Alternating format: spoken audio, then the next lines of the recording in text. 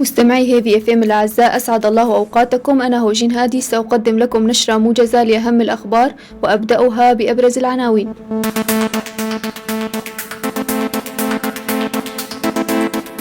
انفجار دراجة نارية في تل ابيض يخلف قتلى وجرحى.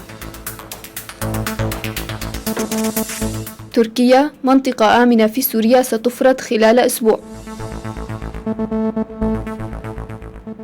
ميركل ترفض تحديد عدد اللاجئين الذين تقبلهم ألمانيا.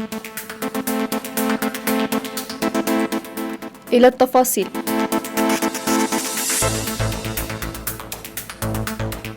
انفجرت دراجة نارية مفخخة ظهيرة اليوم غربي بلدية مدينة جريسبيت الأبيض، وأسفر الانفجار عن فقدان 5 أشخاص لحياتهم وجرح 15 آخرين بينهم أطفال ونساء وفق معلومات أولية.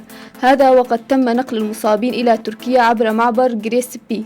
وتنشط خلايا تنظيم الدولة الإسلامية داعش في تل أبيض جريسبي، حيث قامت القوات الأمنية باتخاذ إجراءات أمنية كبيرة في المدينة وريفها، ورغم ذلك تحدث خروقات بين فترة وأخرى.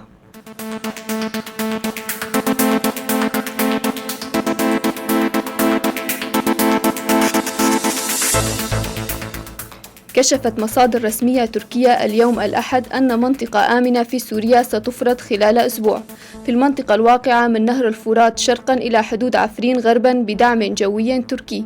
ونقلت صحيفة الشرق الأوسط عن المصادر التركية قولها أن القوات التي ستملأ الفراغ الناجم عن انسحاب داعش هي قوات الجيش الحر، وتحديدا الفصائل التركمانية وحركة أحرار الشام والجبهة الشامية، مشددا أنه لا دور لأي حزب كردي سوري في هذه المنطقة.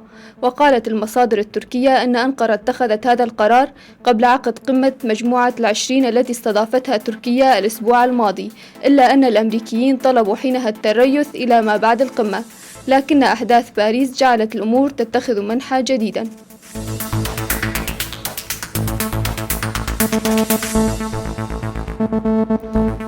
نفى أكرم حسو رئيس اللجنة التنفيذية للإدارة الذاتية في الجزيرة أن يكونوا قد أصدروا أي أوامر بالاعتداء على أنصار المجلس الوطني الكردي خلال الاعتصام الذي نظمه المجلس في الحسكة. وشدد حسو على ضرورة أن يرخص المجلس الوطني الكردي نشاطاته واعتصاماته والحصول على إذن من الإدارة الذاتية في غرب كردستان، مشيرا إلى أن طلب الترخيص أمر بديهي ويجري في كافة أنحاء العالم. وأضاف حسو بأنه إذا كان صحيحا أن هناك اعتداءات جرت بحق أنصار المجلس في الحسكة، فنحن مستعدون لفتح تحقيق نزيه حيال ذلك.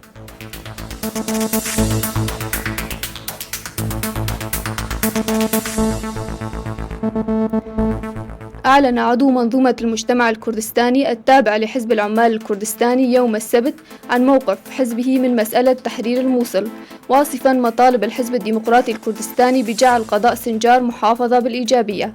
وقال عضو مجلس المنظومة مراد قريلان في مقابلة مع قناة ستيرك التلفزيونية أن خيار إدارة منطقة سنجار من قبل الإدارة المحلية فيها يبدو خيارا جيدا، مشيرا إلى أنه لذلك يدعم مقترح الحزب الديمقراطي الكردستاني بجعل سنجار محافظة.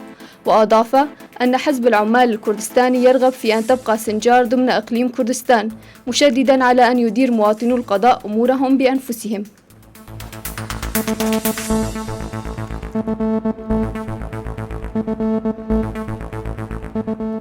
رفضت المستشارة الألمانية أنجيلا ميركل يوم الجمعة مطالب الحزب المسيحي الاجتماعي الشريك في الائتلاف الحاكم بالبلاد بوضع سقف للأعداد التي تقبلها ألمانيا من اللاجئين الجدد، مقترحة مراقبة حدود الاتحاد الأوروبي وتوقيع اتفاقية هجرة شرعية مع تركيا. وقالت ميركل في كلمة لها أمام المؤتمر العام للحزب المسيحي الاجتماعي في ميونخ أن التحدي الأكبر المتمثل في الأعداد الكبيرة للاجئين يجب أن تتم مواجهته من خلال عدم تحمل الاتحاد الأوروبي أضرار دائمة جراء ذلك، مشيرة إلى ضرورة تسخير الطاقات من أجل إيجاد حل أوروبي ودولي لأزمة اللاجئين. وكان الحزب المسيحي الاجتماعي دعا من قبل لوضع حد أقصى لأعداد اللاجئين الذي تجاوز عددهم حتى الآن 900 ألف شخص، في ظل توقعات حكومية بارتفاع أعداد اللاجئين في ألمانيا إلى أكثر من 1,000,000 لاجئ خلال العام الجاري.